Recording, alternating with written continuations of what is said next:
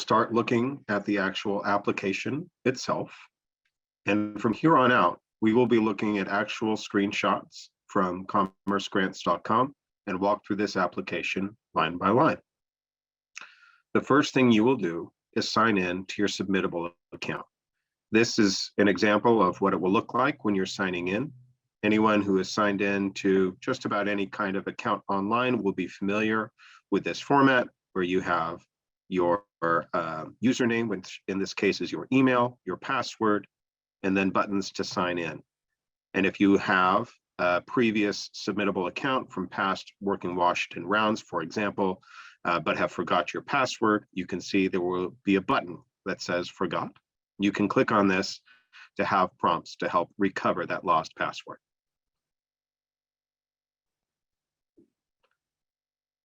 The Working Washington Grants Round 5 application begins with 8 questions. These are the eligibility quiz, and we'll go through them one by one. Number 1 is, do you own and operate a for-profit business or operate a nonprofit business physically located in Washington State? Yes or no? Number 2, did your business report annual gross revenues of more than $5 million in calendar year 2019? Yes or no? Did your business report annual gross revenues of at least $10,000 in 2019 or 2020? Yes or no? Was your business in operation prior to January 1st of 2021? Yes or no? And then questions 5 through 8. Number 5, does your business generate at least 51% of its revenue from Washington State? Yes or no?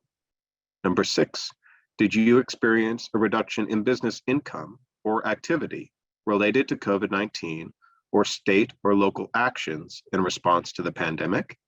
Yes or no? Number 7, do you intend to permanently close your business in 2022? Yes or no? Number 8, are you seeking a grant as a driver of a shared ride company like Uber or Lyft, third-party delivery driver like Amazon or DoorDash, or are the host or operator of a vacation or short-term rental unit like Airbnb or VRBO? Yes or no? If you pass the eligibility quiz, and that was it, just those 8 yes or no questions, you will see this screen. There is a welcome message that says, welcome. You are eligible to apply for the Working Washington Grants Round 5 program. A completed application must be submitted no later than September 9th at 5:00 p.m. for your business to be considered for a grant. Successful awardees will be notified via email from notifications@email.submittable.com by early October. I want to draw your attention to the upper right-hand corner here, where you see something that says Manage Collaborators with a little icon of a person. This is your opportunity to invite someone to help you complete the Working Washington Grants Round 5 program. You will also have this feature in the Convention Center Grants program. If you click on that link, another little box will appear, and you'll be able to put in contact information, and that person or persons will be able to help you complete this application. Please note that while they can help you fill out forms, they cannot sign the application or hit apply. They can only help you fill out the forms. To read the rest of this welcome message, it says, scroll down to apply, because as you see, you won't immediately see the questions. So you'll scroll down past this message to see those. But there's a line that says questions. Please review our FAQs or reach out to commercegrants@submittable.com for assistance. And again, this is the best way to reach out for assistance is through email. And you'll see a reminder of what you need to apply. A Washington State Unified Business Identifier, that's the UBI, a Federal Employee Identification Number, an EIN, if that's applicable, the UEI, the Unique Entity Identifier Number, and you'll be able to click on that link there to register for the UEI, a valid government-issued photo ID, and of course, the required financial documentation. Now we are in the application itself. Anyone who has filled out past rounds, who has filled out forms online, will be familiar with the general format here.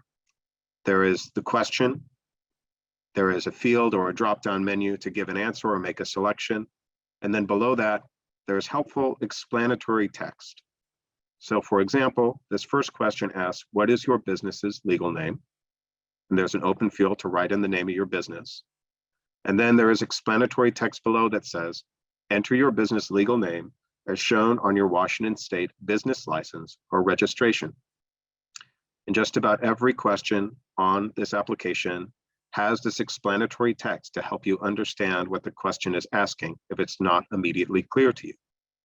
I also want to point out that mandatory questions, required questions, will have a red asterisk right after them. If they do not have that asterisk, they are optional, such as question number 2, which says business DBA, if applicable, DBA standing for doing business as. And under the field box, it says you can enter your doing business as trade name if it is different from your business's legal name. Question number 3 is required, and it asks, are you registered with the federal government as a nonprofit business? Yes or no? Question number 4 is required. It asks, does your business have a unified business identifier, UBI, number? Yes or no? The explanatory text here explains what a UBI number is, a 9-digit number that registers you with several state agencies and allows you to do business here in Washington State. The UBI is sometimes called a tax registration number, a business registration number, or a business license number. You are required to enter a UBI number unless you are a tribal member-owned business operating on a reservation and licensed or registered with a federally recognized tribe in Washington State. And there is a link to refer to the FAQs for more information. The next question is 4A, and it is required. And this is where you would put in your 9-digit Washington State business UBI number. And there is helpful text here that says to please enter numeric digits only. That means only numbers. Do not enter dashes. And there's an example there of how the number should look when you type it in. Question number 5 is required. It asks, does your business have unique entity identifier, UEI number? Yes or no? The text here is important. In order to receive grant funds, your business must have a UEI number. As Shannon said earlier, and it says again here, you may apply for grants without one, but cannot receive funds until you have a UEI. By selecting no, you confirm that you will be applying for a UEI immediately. It may take several weeks to receive a number, and then there is another link to click here to register for your UEI now. And you can also click on the link below that that says refer to our FAQs for more information. Question number 6 is required. It asks, do you have a federal employee identification number, an EIN? Yes or no? The text below explains what an EIN is. It is also known as a federal tax identification number, a TIN, and is used to identify a business entity. Generally, businesses need an EIN. Like a social security number, the EIN is 9 digits long and assigned by the federal government. The IRS uses the number to identify taxpayers who are required to file various business tax returns, and it gives an example of the format. You can select no if you do not have an EIN because you are a sole proprietor, and therefore they are not required. In this case, do not provide your security number in the application as an alternative. And there's a link to refer to the FAQs, again, for more information. This next set of questions are about the address of your business. These will be very familiar to anyone who has ordered anything online or has filled out past applications. It begins with question number 7, which is required, and that is your business street address. There's text below that says to please use the business address as shown on the Washington State Department of Revenue. And there's a link there that you can click to search that address. The next field is optional, where you can put in your suite or unit number. The next several are required, starting with city, and then state, which is a drop-down menu. You'll be able to select your state, the zip code, and the county, and the county is a drop-down menu where you can select your county. Question number 8 is required. It asks, do you operate out of an address that is different from your business address as shown on the Washington State Department of Revenue? Yes or no? Please note that if you hit yes on this question, you'll be given those same fields that we saw a moment ago on the previous slide, where you can put in that different business address. Question number 9 is your NAICS code category. And this is a drop-down menu where you will be able to select your NAICS code. For businesses, the explanatory text says, for businesses that offer multiple services, such as a yoga studio and cafe, you would select the sector that pertains to the largest source of your revenue. There's also a link out to review the FAQs for support guidance on determining your NAICS code. And there's also additional links out to understand what a NAICS code is, and also how to find your 6-digit NAICS code, which you'll also be asked to supply.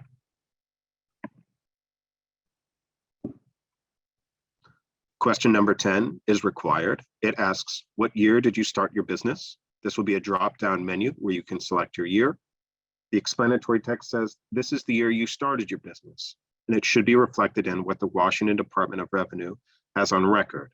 And there is a link there where you're able to click on it and do a search to see what that record is. Questions 11 and 12, I want to stop and talk about briefly.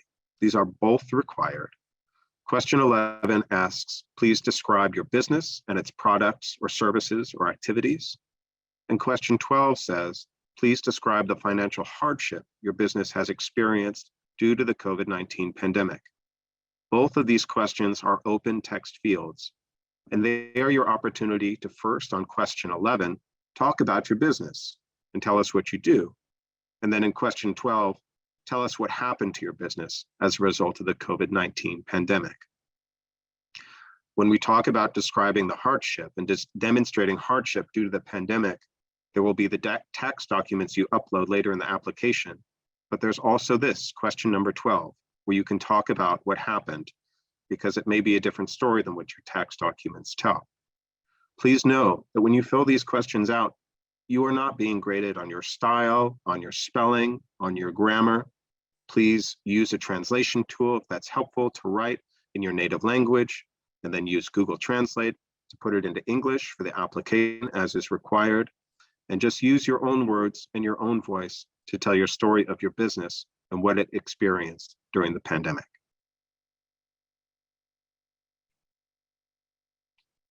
The next section is on business background. The first question in this section is required. It asks, what was your business's annual gross revenue for 2019? And the same explanatory text is on the next couple as well. It talks about how to enter the number. They want you to round to the nearest whole number, so don't include commas or decimal points. The example they give is $85,450.15 would just be entered as 85450. And it also explains what gross business revenue is. It is the amount of your business income before you subtract taxes and other expenses. The next question in this section, question 2, is required. It asks, what was your business's annual gross revenue for 2020, with the same helpful text below. The next question, number 3, is similar and asks your business's annual gross revenue for 2021, with the same text below. Question number 4 here reads, and this is a required question, my business is at least 51% owned and operated by, and you can select all that apply. And there's a parenthetical that says, for nonprofit businesses, please select the communities you provide support or services to as provided in your mission statement. As identified in your mission statement. And then there's a list of demographic options to choose.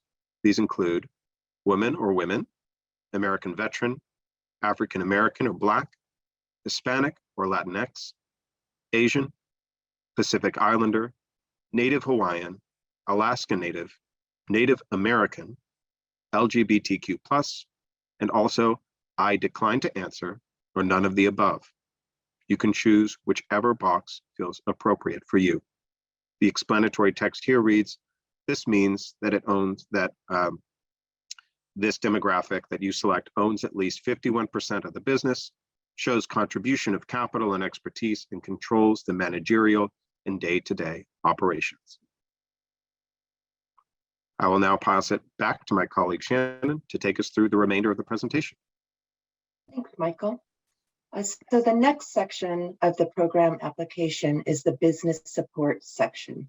The first question in this section is indicate whether funding will be used to maintain operations or assist in the reopening of your business if it was forced to temporarily totally close due to the Governor's Proclamation 2025. That's the stay safe, stay healthy requirements. And so you select there either maintain operations or assist in reopening. You select assist in reopening if you ceased all business activity or did not earn business income for at least 1 week between March 25th, 2020 and March 28th, 2021 as a result of the Proclamation 2025 or any COVID-19 related order issued by the Governor. Question number 1 is a required question. Question number 2 is also required, and it reads, would you like Commerce to share your contact information with other organizations that may also have business relief grant funds available? You can select yes or no there, and rest assured that Commerce will not share your financial information or share your contact information with any commercial organizations. The next section is identity verification. The first part of the identity verification is verifying the identity of the person who is submitting the application.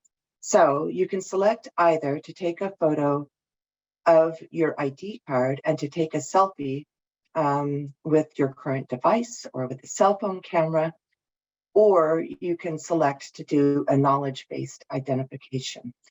So we'll start with the identity verification. If you choose to take a photo of your ID card and a selfie, you'll see this text here that says, you have chosen to take a picture of your ID card and a selfie.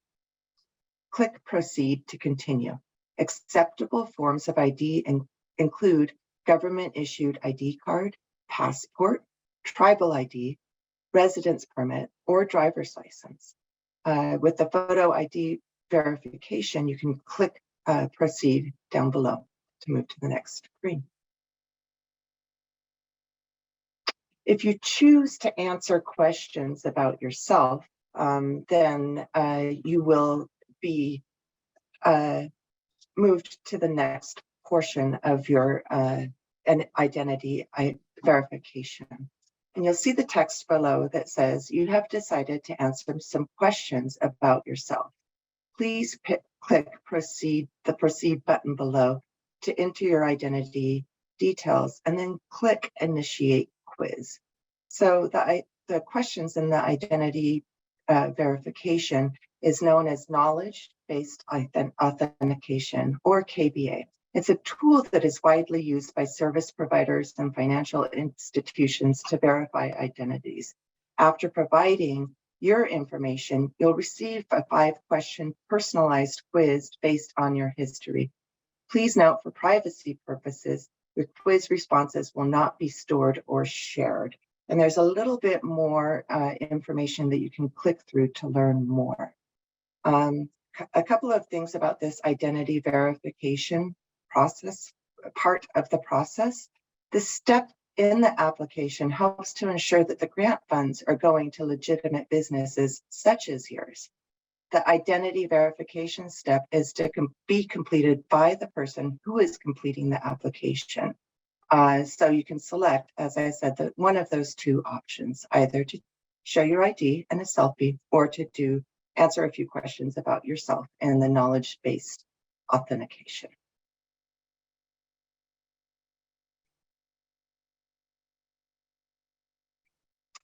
The next section is a photo ID upload for the business owner. So this is for the person who is the business owner, or for a nonprofit, the authorized nonprofit representative. who is authorized to enter into agreements. You need to show a valid government-issued photo ID, and please submit a photo of the front and the back of the ID. You can select up to 2 files to attach, and you can attach those files in doc, docx, PDF, JPEG, JPEG, and PNG files. Please upload the business owners or the authorized nonprofit representative's valid photo government issued ID.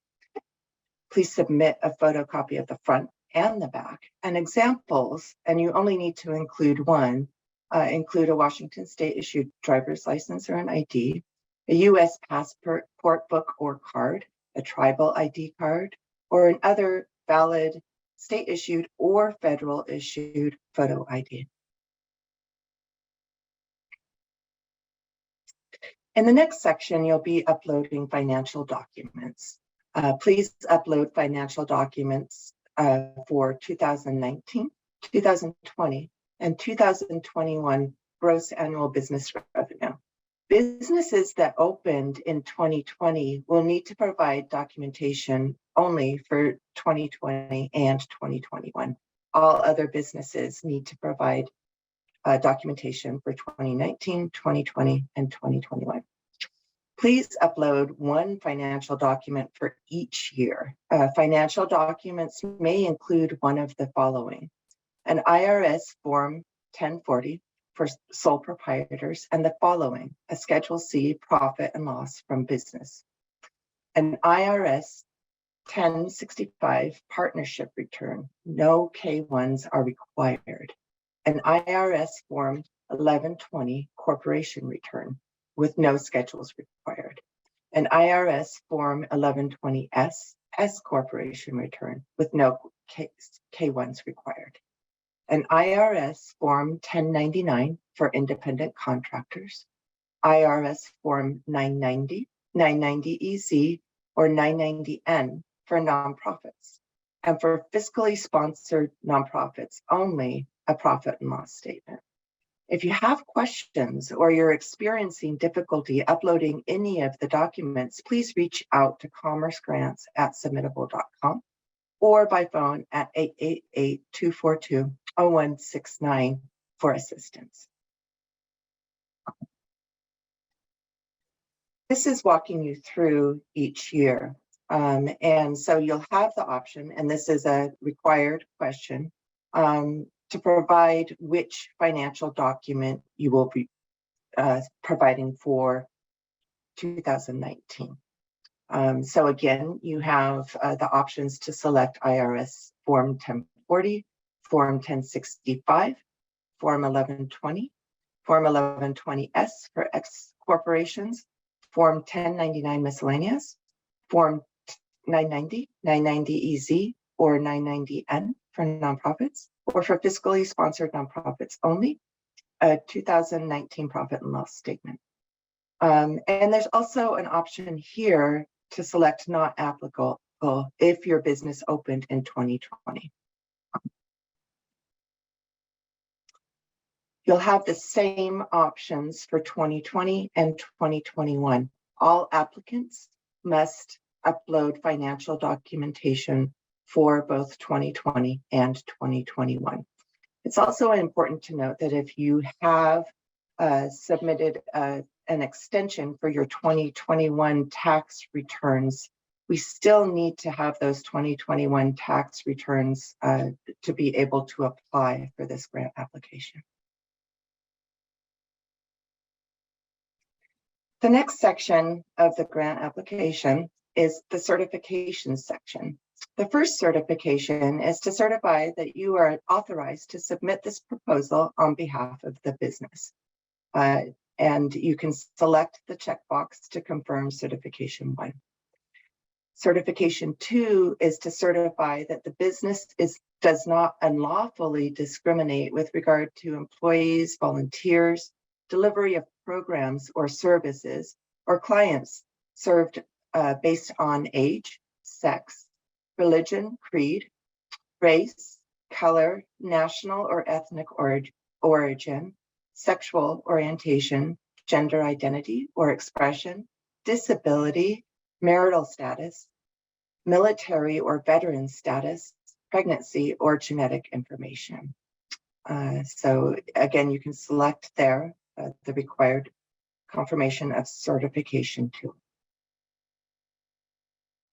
Certification 3 certifies that the information you provided is accurate and duly reflects the applicant's business activities. It attests that if awarded the Working Washington Round 5 funding, the award will be used to cover expenses incurred between March 3rd, 2021 through June 30th, 2023, due to financial hardship caused by the COVID-19 pandemic, and that this funding is to be used for expenses not covered by other COVID-19 related public or private funding service. And also that you acknowledge that your business may be asked to provide receipts or documentation for up to 6 years following the receipt of any grant funding. If any of the expenses are paid with grant money are found to be ineligible according to the Federal Treasury or application guidelines, this certification says that you agree to reimburse Commerce the full amount of the grant award. So you select the checkbox there to confirm certification 3. And certification 4, you are certifying that your business is active, that you do not have any compliance or regulatory issues with state or federal agencies as of March 1st, 2021. In certification 5, you are certifying that your business is not actively pursuing a bankruptcy declaration or actively engaged in current or pending lawsuits. In certification 6, you certify that your business is not one of the following ineligible categories: licensed marijuana or cannabis operation, government entities or elected official offices, passive business, investment companies, and investors who file a Schedule E on their personal tax returns. Financial business primarily engaged in the business of lending, such as banks, finance company, and factoring company.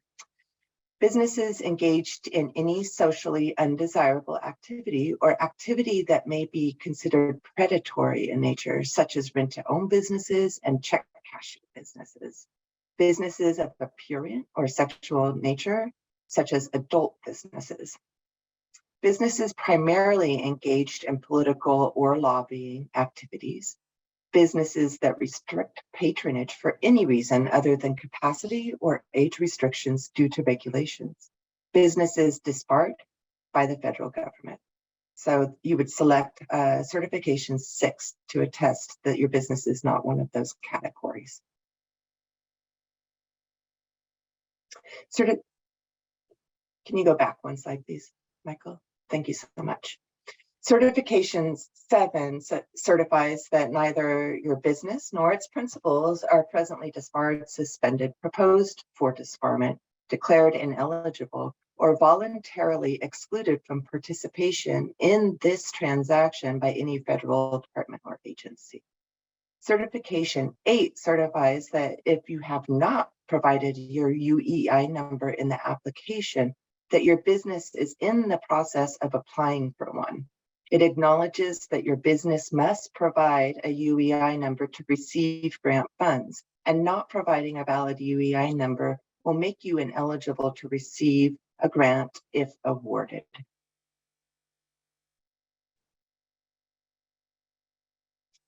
The next section is the signature section. So by entering the data into these fields, your name, your title, your contact phone number, you are representing that you are an officer or another agent duly authorized to enter into a legally binding agreement for the applicant.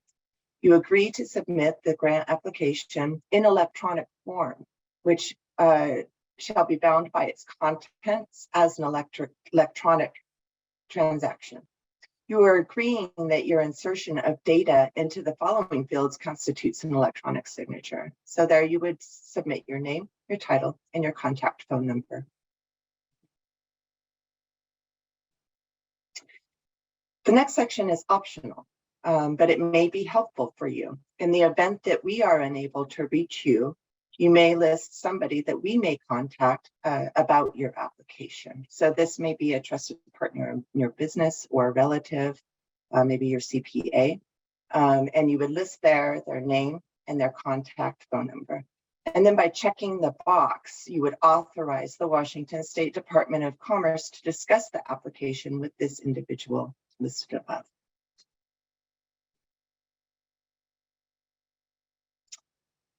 So it's important to note that the Washington Department of Commerce will not accept any applications after 5 p.m. Pacific time on September 9th for any reason. Correcting mistakes or making edits after your application has been submitted is not allowed. Please review our FAQs for how to withdraw the application if needed.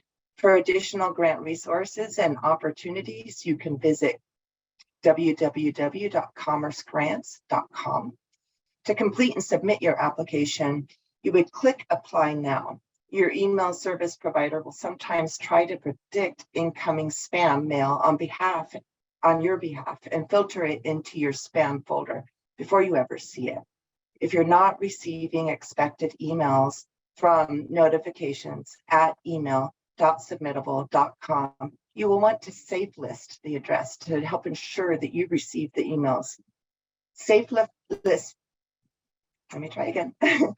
listing an email address means explicitly telling your email service provider that emails from notifications at email.submittable.com are not spam or junk mail. And there's a little link there that will show you how you safe list notifications from Submittable.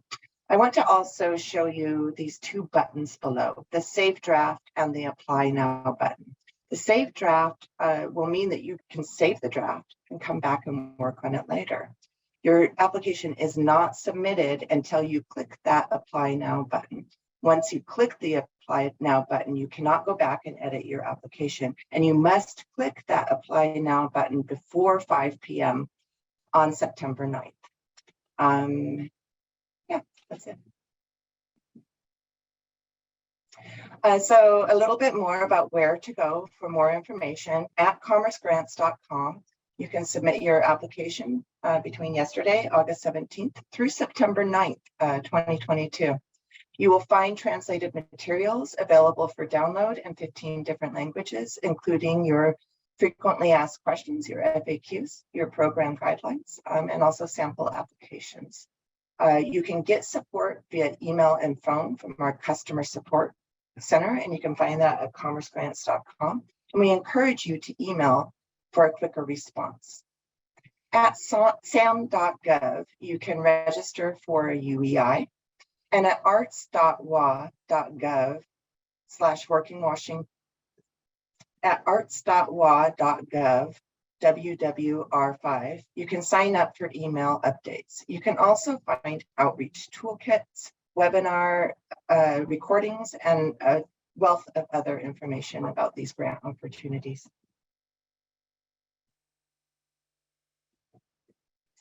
That's the end of our presentation.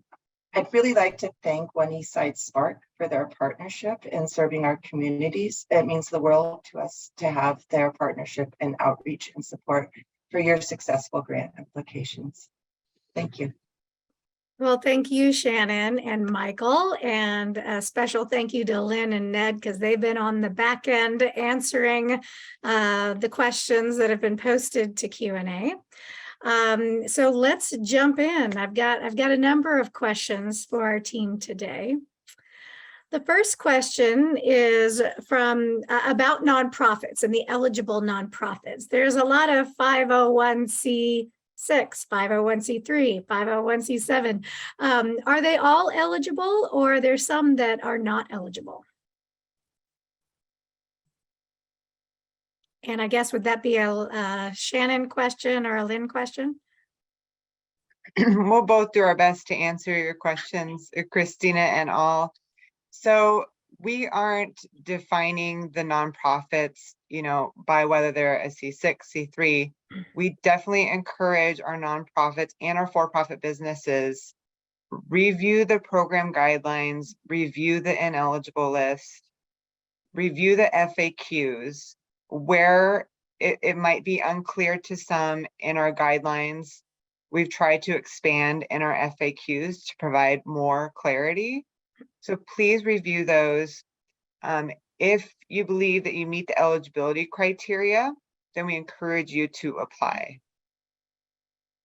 All right, thank you so much. And I want to give another reminder to post the questions in your own language in the Q&A box. And again, you can find the Q&A button at the bottom of the navigational bar, which is located at the bottom of your screen.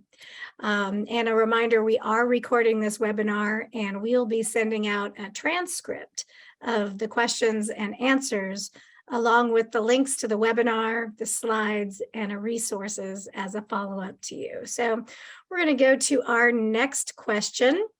It asks, we operate on a different fiscal year and our 990 is only available in draft form.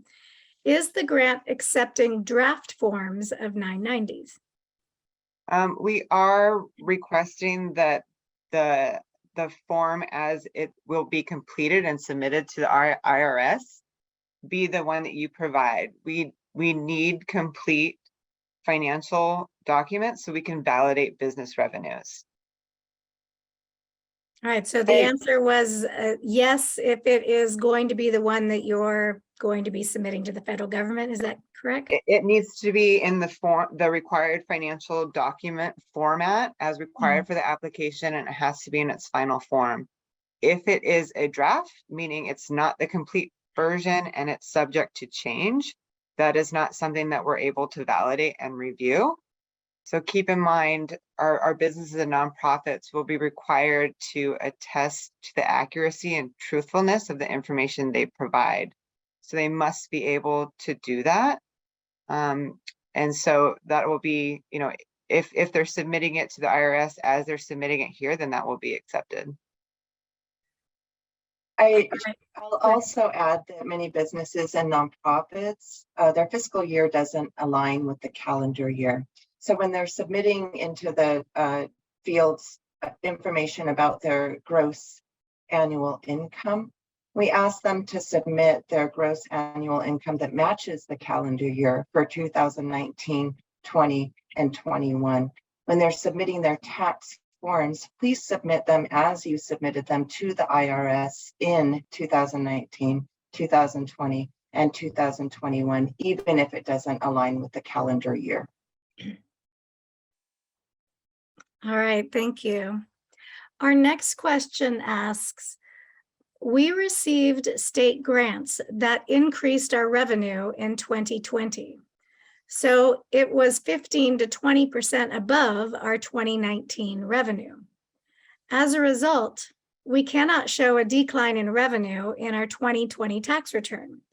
Will those grants disqualify us from this grant opportunity? It won't. Absolutely. Sorry. Go ahead, Shannon. Go ahead.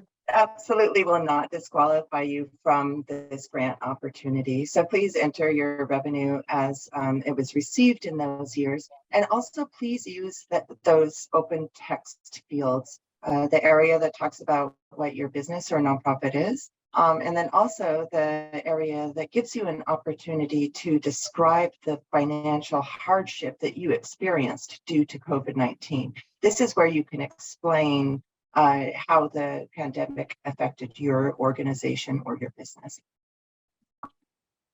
So the qualitative story is just important as the quantitative story. Is that what I'm hearing?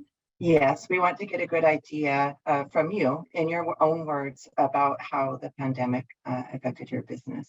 We understand that for many nonprofits, they experienced an increase in grants during that first year of the pandemic. But it was still a difficult time for them. So we want to know how. All right, thank you.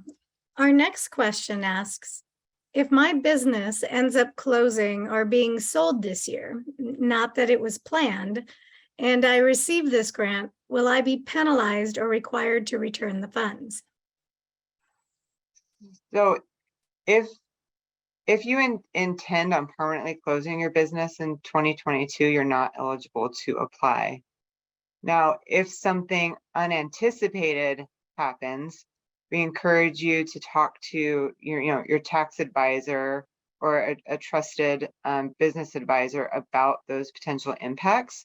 Without knowing all the ins and outs, unfortunately, Commerce and myself and the staff cannot advise on some of that information without knowing more. So if it's known and you know that you intend on permanent closing, you're not eligible to apply. So obviously we can't predict the future.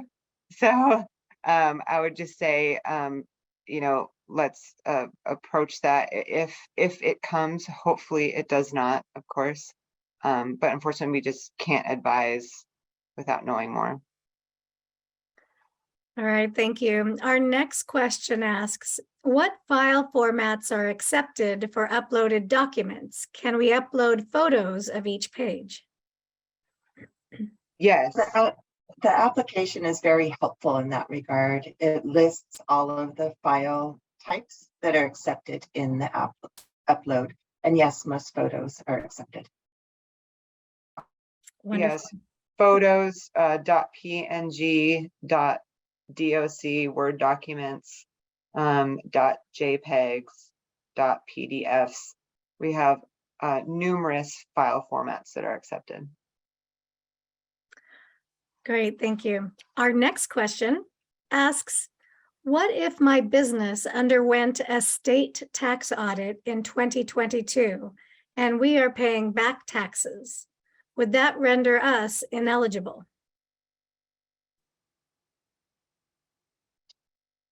I don't believe so. Without knowing more, I would advise that you contact the Department of Revenue and get information about your own specific tax situation.